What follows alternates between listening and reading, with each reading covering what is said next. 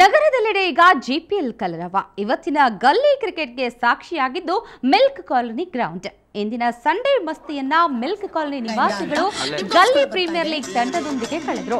Radio city 91.1 FM ಗಲ್ಲಿಯಲ್ಲಿರುವ cricket ಪ್ರೇಮಿಗಳಿಗಾಗಿ ಆಯೋಜಿಸಿರುವ ಗಲ್ಲಿ cricket ಸ್ಪೆಷಲ್ನಲ್ಲಿ ಆಟ ಮಸ್ತ್ ಆಗಿತ್ತು.